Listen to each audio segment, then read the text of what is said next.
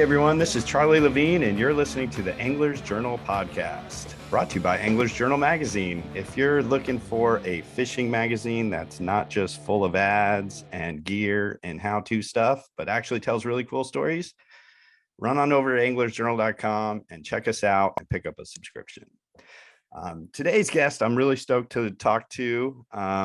It's always interesting to me that fishing crosses all these different lifestyles and demographics, and this fella is someone who we featured in the summer issue of Angler's Journal, and not the traditional guy we would talk about, and just a really cool fella, a musician, a fly fishing guide, a rock star, Mr. Chuck Ragan. How are you today, sir? I'm doing well, Charlie. Thanks for having me, bud. Well, thanks for making time. I know between your music gigs and guiding, it sounds like you're grinding all the time. No doubt. Yeah, man, we're run pretty hot around here, and always trying not to, it's kind of that fine line of, it's my responsibility to just keep my head down and work hard for my family and for our livelihood. And being an independent worker, an independent contractor, there's, as you probably are well aware of, there's no security in that. Like, you have to, if you want security for yourself and your family, you gotta just put your head down. You gotta run and go get it, go find it. And, so in doing that, at the same time, sometimes it's very easy to overdo it. And to be honest, like, end up kind of neglecting some of the things in everyday life, especially if you're a family oriented person. It's easy to get sidetracked, and, next thing you know, you're stacked up and working nonstop. And, certain things can land on the wayside, like just everyday simple household chores, to actually spending time with the family that you're working for and towards. And so, yeah, for me, it's a constant run, constant struggle, and trying to find that balance, where everything just keeps rolling, machine keeps going, and, prepared for the next day. Well, add to the fact that you're, going on tour with all your music gigs. Tell us a little bit about Hot Water Music. Yeah, man, Hot Water Music's just something that, I'm proud to be a part of. We've been a band. Long story short, everybody in the band started playing together at a pretty young age. And never in a million years did, at that age, we just wanted to turn up and rip it, and, just have a blast, and use music as an expression, to get stuff off our chest, as our own therapy. Never in a million years did we understand or realize that what we were doing was basically laying the bricks, for an early foundation of what would become a lifelong music career. Of course, we always said, man, I just want to play music forever. But, when you're 17, 18, 19 years old, sometimes it's hard to see past the following year, much less 28 years. So this year, Hot Water Music, we just turned 28 years old as a band. And yeah, it's wild. I feel incredibly lucky to be a part of that family. And I call it a family because, we love each other like brothers. We also fight like brothers. And, over the years, we have been pretty blessed we've worked hard and we've sacrificed a ton to do to be where we are.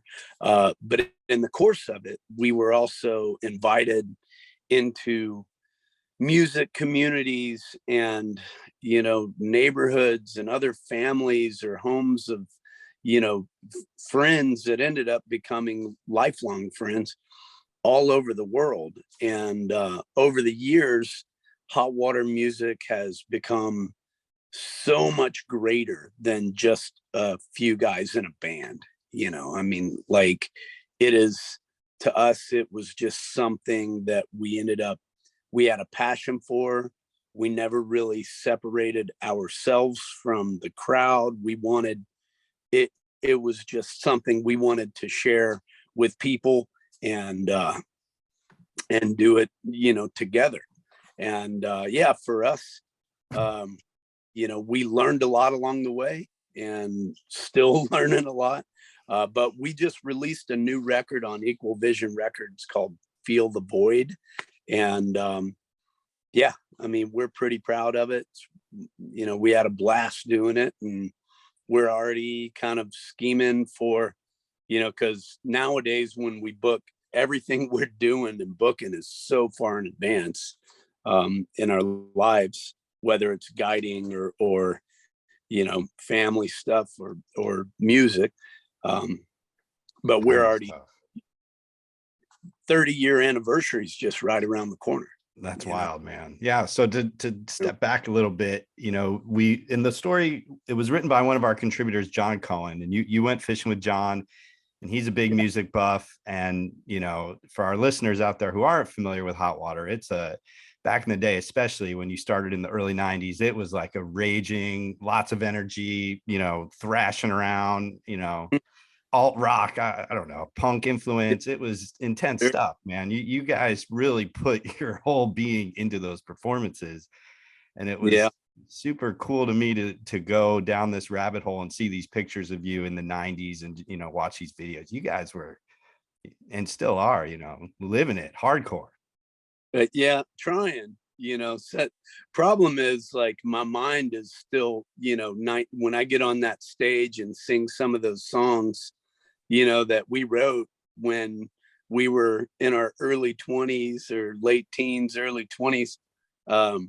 You know, my mind goes back there, and then that kind of transfers to my body. Well, my body's sound like a 47-year-old, even though my mind wants to, you know. So it's super fun, but kind of comical and ridiculous at the same time, that you know, I jump up there and sometimes I'm literally hobbling off the stage, and, you know, there's not near as much partying as there used to be. You know, nowadays it's like, get off that stage and I'm looking forward to, you know, a handful of Advil and an Epsom salt bath. Well, and you know, your solo stuff is not that. It's definitely more acoustic, and your voice just works so well with that guitar. And, you know, it's been fun discovering your music. I guess I first sort of got into it when you were in the fly fishing film tour a few years back, Costa, and you put out a really cool movie, and it showed you out on the road. And I thought it was interesting that you would like find a way to go fishing in between gigs. Just making the most of it. Oh yeah. Yeah, that film Land Sick, that was done by our buddies Matt Devlin, who does the Montana Fly Fishing Film Festival, and Pete Vandergrift. And Pete was with Costa at the time, and I was actually doing a little just solo run fishing mission. It wasn't long, but my whole plan was just to go play shows, fish every single river I could fish. As far as location goes, I live in Northern California, so the plan was just to run up north, fish in Idaho, Montana, BC, and it was kind of wild. It was a short run, but I fished like 9 rivers in 7 days, and it seemed, and played 7 shows, and it seemed like a great idea. on paper. And then I never really accounted for, sleeping. And, after a few days, I found myself in a real kind of rough spot where, because I was meeting buddies or meeting friends or other guides, that I had set something up. And it started out with just, a few fishing excursions set up. It turned into kind of an everyday thing. And, I would make it to the boat ramp or the bank somewhere early. We'd get out, we'd hit it hard.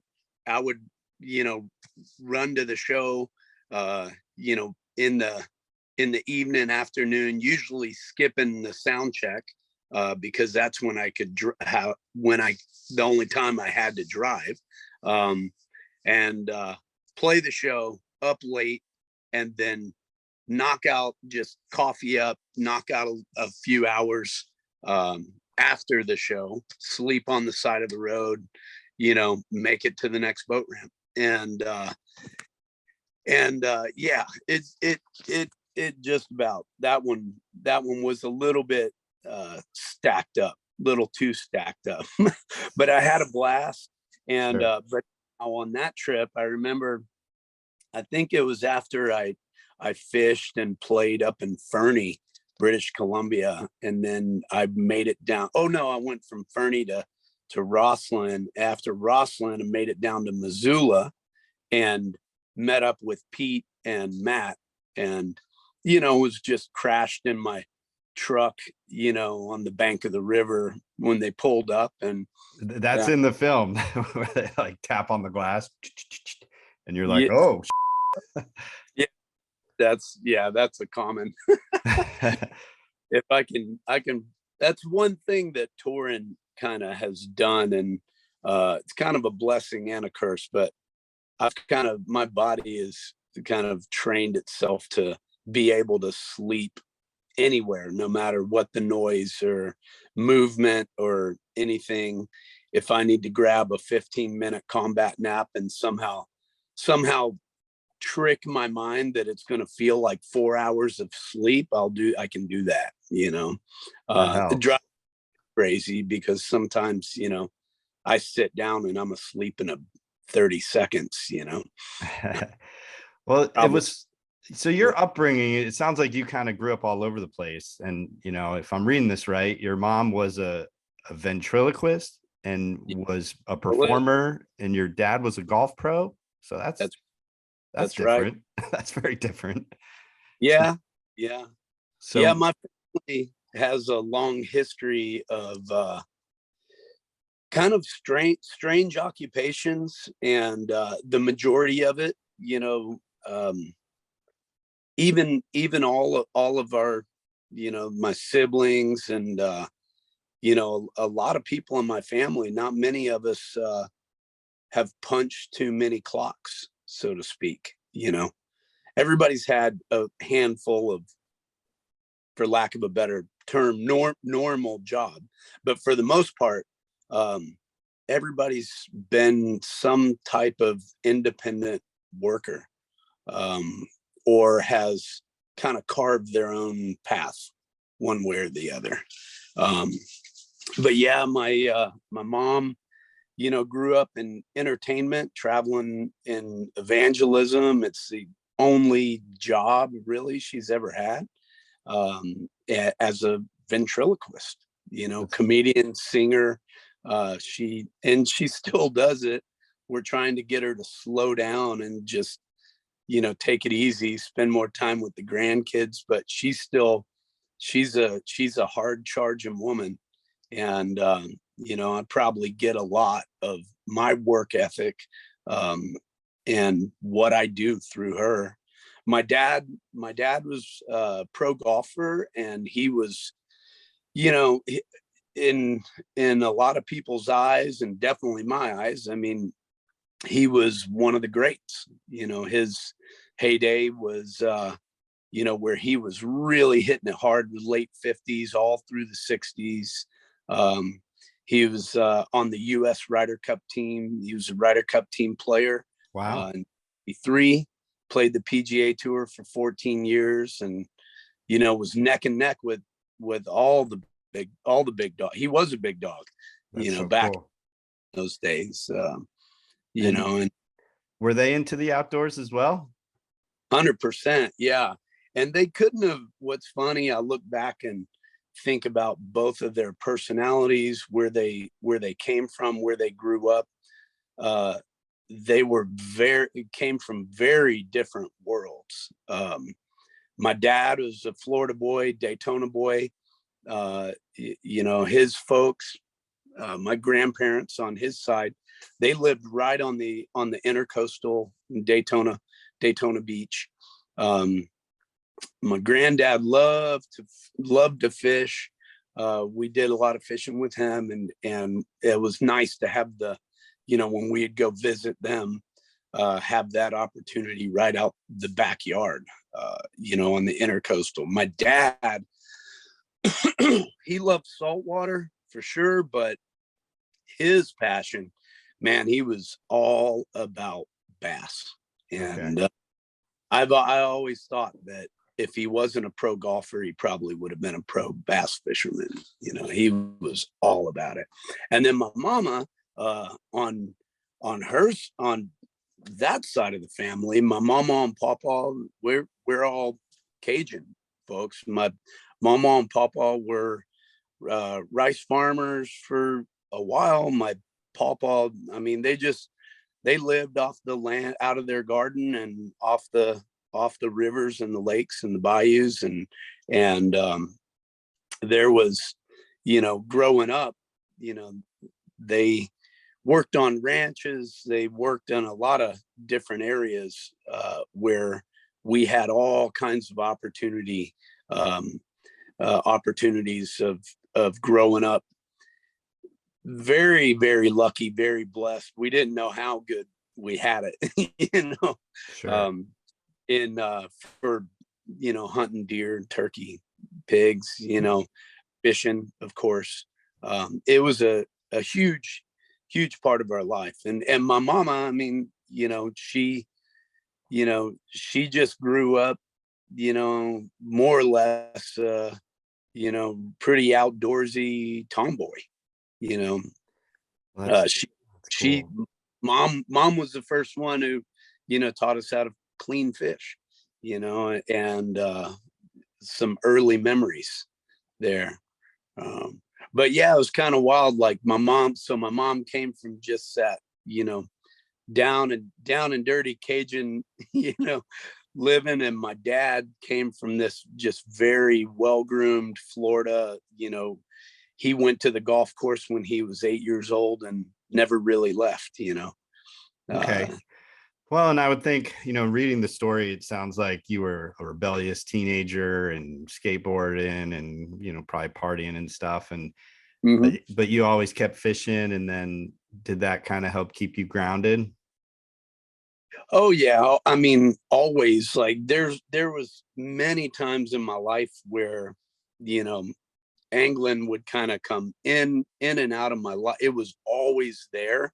And when I look back at everything, uh it's been there for me through all of it. It's some of my earliest memories. And I'm it there were times where we were just hitting the road constantly touring, but uh I would get out when I could.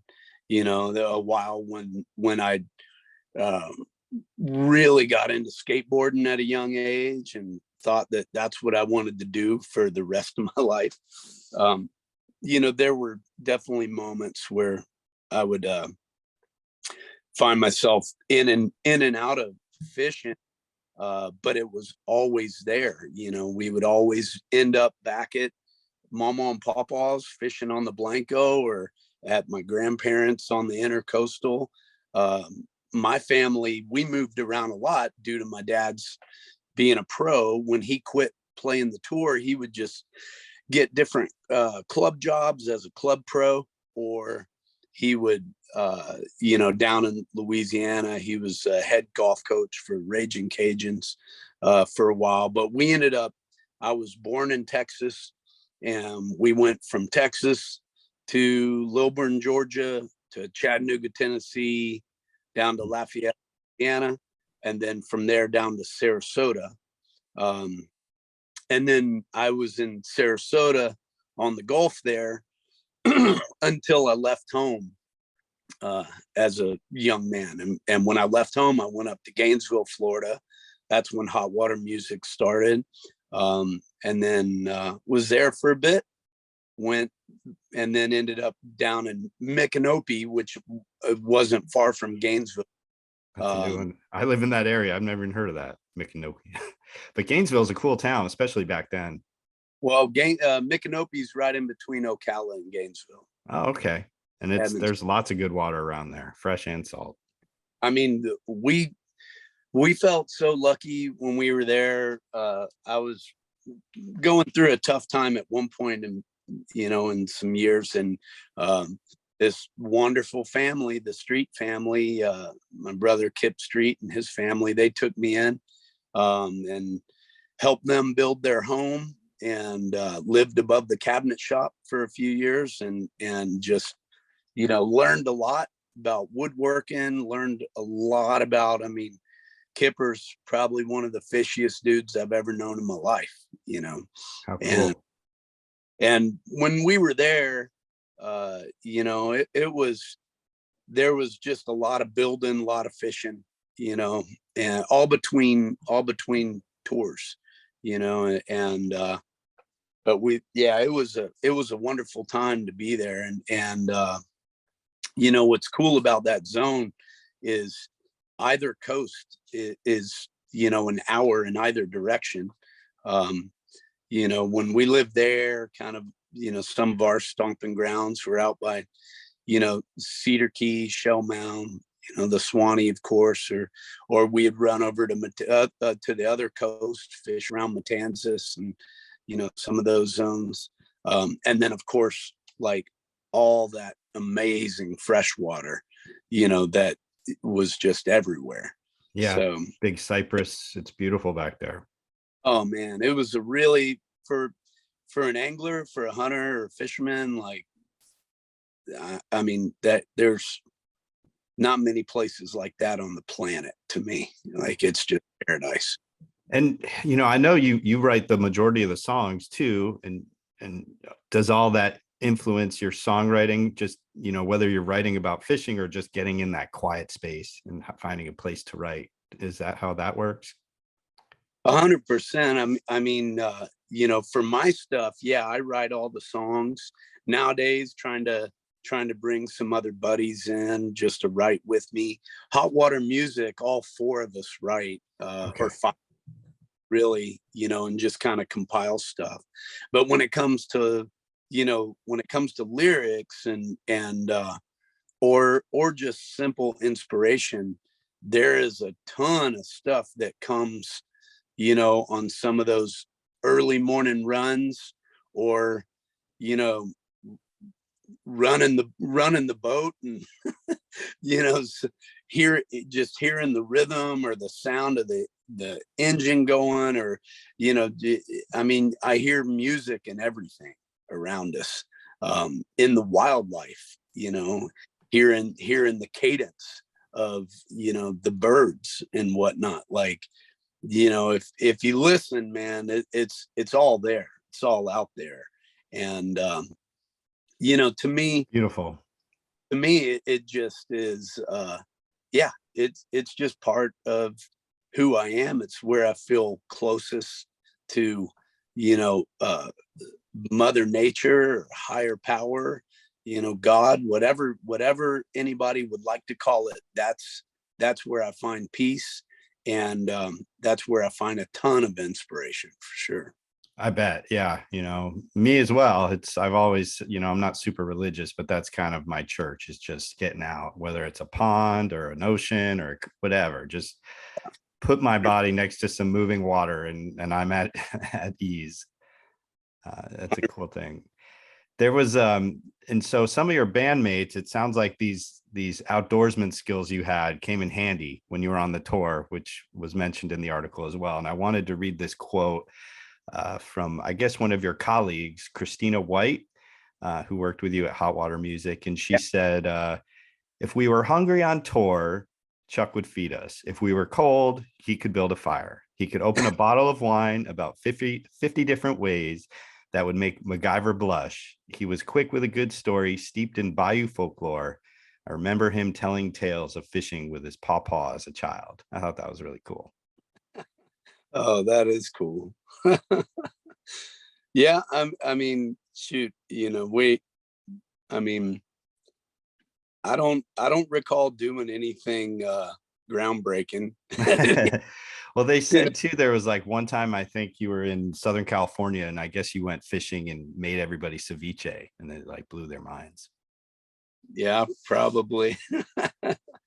I do like ceviche. Yeah, no, yeah, that's a good way to do it. And it was fun for me in reading this article, to see bands like the Bad Brains mentioned in English Journal. I was like, oh, this is pretty cool. But you said they were one of your influences as a kid. Oh man, yeah. I mean, there was a ton of stuff, when I found, I would say the first time I kind of found let's say like an alternative lifestyle or alternative music, and or at least different music than what I had grown up with, because what I'd grown up with at the time, and as far as age goes, I'm talking like 10, 11 years old ish. um you know in my family, if it wasn't Cajun music, it was bluegrass or a little country, definitely a ton of gospel and hymns. Grew up in the church, with my family, and then I found, freestyling and BMX, right? And there was a bunch of kids in the neighborhood who were getting into, you know, riding bikes or whatnot. And I remember a kid showed up one day with a boombox, and had some tapes. And it was the first time I'd heard, you know, any kind of music other than, what you would hear with your family or what you would hear on the radio somewhere, Hmm. And after that, I found skateboarding. When we moved to Lafayette, Louisiana, had a bunch of friends. Some of them had ramps, and have memories of going to the ramp with all the buds, and learning how to ride transition. And there was the boombox, and there was a pile of tapes. And it was the first time I heard, Metallica, or, Bad Brains, or Minor Threat, all some of these. And then, kind of fast forward a couple years down the way, and I remember, friends used to make me tapes and give me blank tapes and whatnot. And I would hear this music, and most of the time I didn't even know who was on the tape, and then my mom would find it, usually throw it in the trash, destroy the tape. And then sometime later we would be somewhere and I would hear some music playing. Oh, I know this. I used to have this on a tape. And then somebody would tell me, oh yeah, that's GB8. That's the Germs, or, and yeah. So, I mean, that's kind of where a lot of that music stemmed from. And now here you are settled in this beautiful part of California, fly fishing all the time and hanging out with your wife and your boy. It's like quite a road from there to where Oh, you're at now. yeah, no doubt. So Yeah. I guess we should talk about fishing since Angler's Journal magazine. And what what rivers are you fishing? And it sounds like you do it a lot, mostly fly fishing now, and you have this float and fly technique. Can you tell us a little about that? Yeah. Yeah, I mean, in short, I work nowadays. I'm mostly in rivers. But you know, we're surrounded by water up here. I'm in Northern California, somewhat in between Sacramento and Lake Tahoe. We're in the foothills of the Sierras, uh, in an area that is known, or a lot of people call gold country. Um, this was a huge area back in the gold rush days. A lot of gold came out of this area, still does. Um, and Yeah, but we're surrounded by a lot of rivers, and we have a really diverse uh, a huge amount of diversity in our fisheries. In some of our rivers, just to give you an example on the species, we have more or less a mix of resident populations of different species, as well as migratory anadromous fish that come in and out of the system. Right. My zones, I fish, the Yuba River is basically in my backyard. The Yuba, the Feather River, and the Sacramento are the three rivers that I focus on. And then we have a ton of foothill lakes. And, there's probably 12 different ones that I like to fish, but, I kind of more so focus on just a few of them. And they're all a little bit different, um, but in the guide business, to do it the way that I like to do it, which is to always have an option, always have, something to do, because at times our rivers do blow out where they can be unfishable, sometimes for a couple weeks, sometimes for a couple months or a few months, if we get a major event. Major event as in, a massive snowfall followed by a warm, low storm, rainstorm, that is, where it rains up high. So you kind of get a double whammy of, all the rain coming down from the sky, melting all that fresh snow, and it could blow out all those rivers. Right. So to me, to keep this, my guide business, it's a year-round endeavor. There's no slow season, there's no off season. And that kind of goes back to our original conversation about finding that balance and not getting myself in a position where I'm just working 7 days a week, all year long. Right. Yeah. But, for me, in our area, to have the option to do whatever I want, I need to have a number of different boats. So like I operate out of 3 different types of boats. More or less I have a drift boat and then 2 different sized jet boats. Those jet boats are pretty cool. They're pictured in the magazine. Yeah, they're a lot of fun. I mean, I'll be honest with you, other than running skinny, there's nothing good about having a jet. Like nothing. You burn more fuel.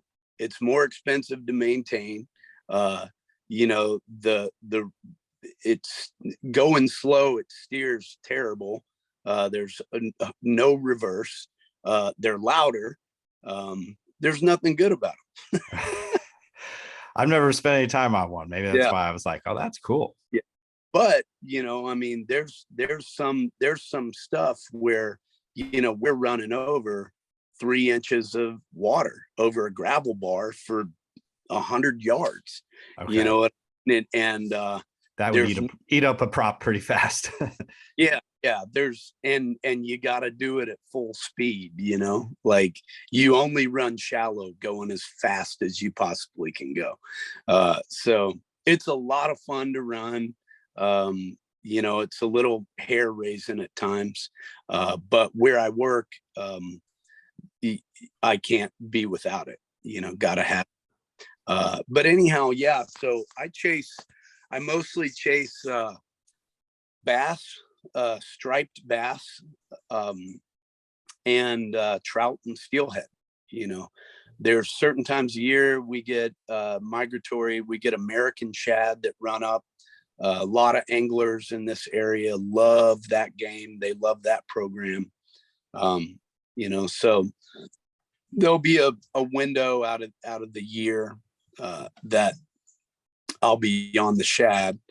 But for the most part, uh, striper, steelhead, spotted bass.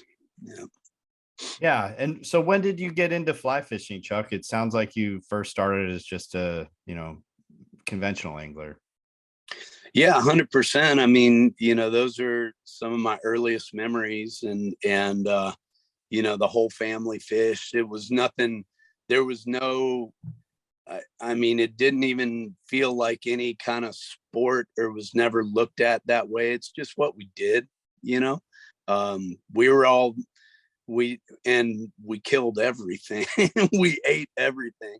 Uh, and I don't know. It was probably about some years ago. My brother was the first person who, I mean, I'd known about fly fishing, but it was just never around. It was never really around us, you know, at least, you know, that we noticed.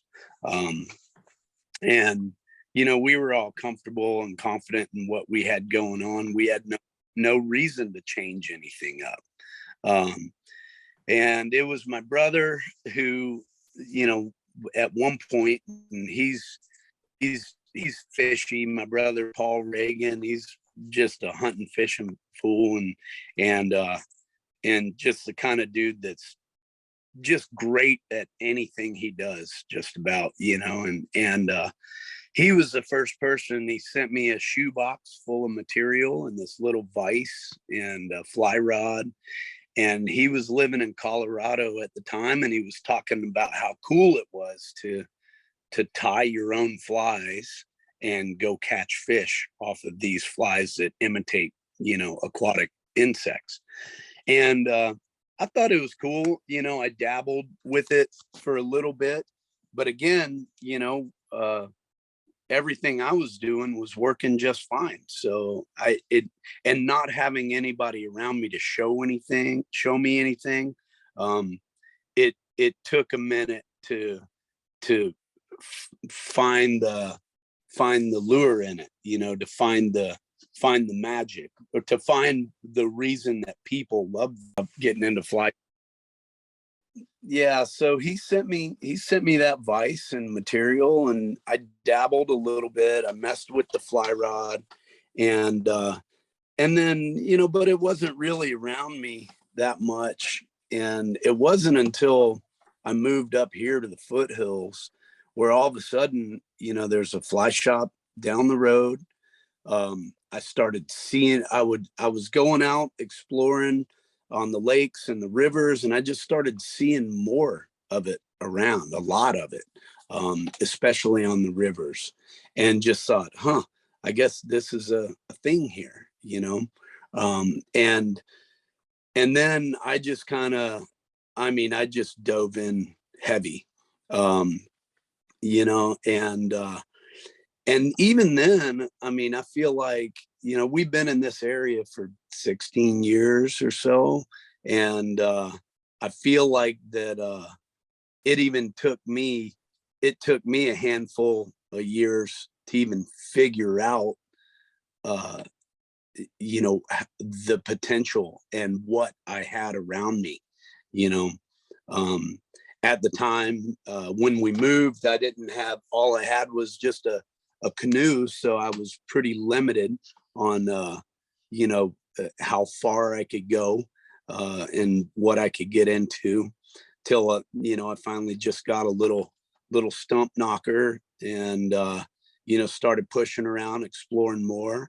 And you know, early on, I used to, when I was getting into the fly rod, man, I remember going on the bass, some of the foothill lakes, the bass lakes, and I would just throw little trout pattern, little Rapala, you know, and I would have a fly rod sitting there with the streamer and Rapala just on a spin reel, and I would throw that and just wind fast along the walls, and I would pull these smallmouth and these spotted bass out of the rocks and pull that in, do the old bait and switch, and then throw a fly at them. Ah, that's clever. And it was a lot of fun. And it was kind of the first time that I really started getting like, oh, okay, I see the difference now, you know. And I had buddies around, you know, Matt Coles, he runs an outfit called Gilligan's Guide Service out of Truckee. He taught me a few things, or taught me a lot, to be honest, early on, you know, where I was going out and I'm going, man, I'm seeing fish everywhere. I'm trying it, you know, I'm just not getting them. And he was the first dude that was like, man, go get you a number 16 Copper John, put that thing on, and, you know, just send it over into the mix of them. And you know, I started picking up little bits of knowledge and information here and there, and was just, you know, in it to win it, and just nonstop after that. And then fast forward down the road a little bit, I met Hogan Brown, who invited me into his world in guiding for Cast Hope, for the kids and whatnot, and also turned me on and showed me a lot with targeting the river striper that we have in our area. And that has probably become, you know, targeting these big river striper on a fly rod has probably become one of my favorite things to do on the planet when it comes to angling. You know, these fish, they grow real big, you know, and when you're fishing to them in fast current, in buckets, really risky stuff, there's tree snags everywhere. You know, these fish are humbling, to say the least. And when you're getting them on a fly rod, and we'll fish them conventionally too, you know, a pretty popular thing in our area is throwing big glide baits, swim baits at them. You know, and when you're fishing that method, I mean, those glide baits, most of them have two big old treble hooks on them. You're fishing, you know, anywhere from 30-pound test to, you know, 60 to 80-pound braid. You know what I mean? Heavy stuff. Real, you know, when you're fly fishing for them, man, you're fishing a you know, a looser rod. You have a single hook fly. You know, we throw big clousers, big clouser minnows that we tie. But essentially you're hand lining. I mean, that's what it is. And that's when, like, I mean, I don't even know how to explain. Like, I'm bit with that something fierce, you know.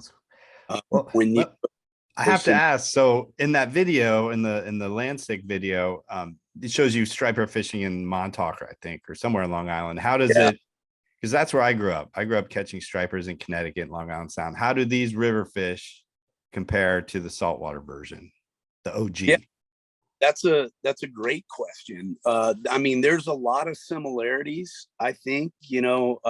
Just to give some people just a hint of history, That's where these striper came from. Striper were introduced in the state of California about 143, 144 years ago now, brought over by train, as I've heard, in barrels. Yeah, that's a crazy story. Just to think of that trek back in the 1800s and how they kept those fish alive. It's crazy. From your area all the way to the bay out here. And then also, as I've heard, which is pretty amazing, the number of fish in the original plant, in the original introduction, was 66 fish. And there weren't hardly any after that until, the 90s, where there was kind of a stocking program that was put together. But yeah, our entire population was built on 66 fish brought over on a train in a whiskey barrel. And who knows how many they originally loaded. I'm sure if I was in that car, keeping them alive, I'm sure I'd be eating them whenever. That's a long train ride back in the day, That's a long ride. But it's pretty remarkable. So we have, in Northern California now, we have a mix of migratory and resident striper. And we do have migratory fish that run out to the salt, and their characteristics are exactly how these East Coast, that's what they are. These are saltwater fish that come into the estuary, into the Delta from there, every spring. And they migrate up into the rivers to spawn. They're up in the river system for a while, and then they head out. Over the years, what we've, with the information that we have, over the years, there's been a lot of fish that have decided river was home, and had basically taken up residency in the river. And sounds a lot like the Chesapeake down, on the East Coast, or the Hudson Valley. 100%. So, and we only know this because you talk to some of the old timers where, years and years ago, they only fish for striper in the river in the springtime, March, April, right? And then, fast forward a few years later, and they're catching them in May or June. And then a few more years later, and they're catching them into the summer months. And then they're catching them into the winter months, all the way back around the spring, where they then see another big push of migratory fish. So it was clear that, at some point, striper said, hey, this water right here has everything I need. It's got constant, clear, clean water, constant food source. I have fish coming up to spawn with me, so, we started, we see a lot of, big females, especially like in the summer, in the fall, and even into the cold water winter months, where, years ago, no one ever really saw. But, then again, who knows, maybe people just weren't fishing for them either. You never know that. But yeah, it's a huge passion of mine. They grow big in the rivers, big. When I'm talking big, I'm talking 30 to 50 pounders. Yeah. Fish game have shocked up, fishing game is shocked up, 60 pounders, 60 plus pounders. So these are true giants, that's so cool. And getting them on a fly rod is, it's a challenge. It's pretty humbling. And the way that we do it, I'm not going to lie, it's work, there's just a lot of casting, a lot of stripping, and sometimes they're chewing, and if they're chewing and you're doing all that casting and all the catching, it can wear your ass out in a minute. Now, do most of your clients know about your music background and, bug you to play songs or tickets or something? Or are they just sort of, I heard you're a good guide and I just want to go fishing? Yeah, most of them have no clue about the music stuff, the majority of them. Every once in a while, I do get a lot of out of state clients. There's a lot of people who travel, to come do the striper game with us, or to learn about the float and fly method that you mentioned, or just fish some western rivers. There are people looking for different species and a different game, and for the most part, people don't know anything about the music, or at least the majority of my clients. But I do every once in a while get people who are just true diehard fans. And some of them are fishy. Some of them show up and they know the program, and they can throw, and they can do the dance and all. And some of them show up and they don't know the first thing. I mean, some of them never held a fly rod or even a rod period in their life, have never fished. They just want to come and see what it's all about. And, I love that. I mean, I'm honored that, they're, taking the time and spending the time, the money, the energy to come out and give it a shot, give me a shot. It's so cool. Man of many skills. It's Well, just you, really. man, it's been so nice to talk with you, Chuck. I really appreciate you taking the time. And as I mentioned, the stories in our summer 2022 issue of Angler's Journal, if anybody Yeah. wants to go check that out. And do you guys have any gigs coming up we can mention? Or Yeah, we sure do. Hot water music. I've got shows next Saturday and Sunday in Folsom, California, and then a whiskey festival in Mammoth called Rock and Rye. And then after that, September, Hot Water has a couple makeup shows in Winnipeg and Vancouver. This is mid-September now. We're doing Portland, Seattle. We have some Pacific Northwest shows. After that, mid-October, Hot Water is going back over to Europe with Sam I Am and Boy Sets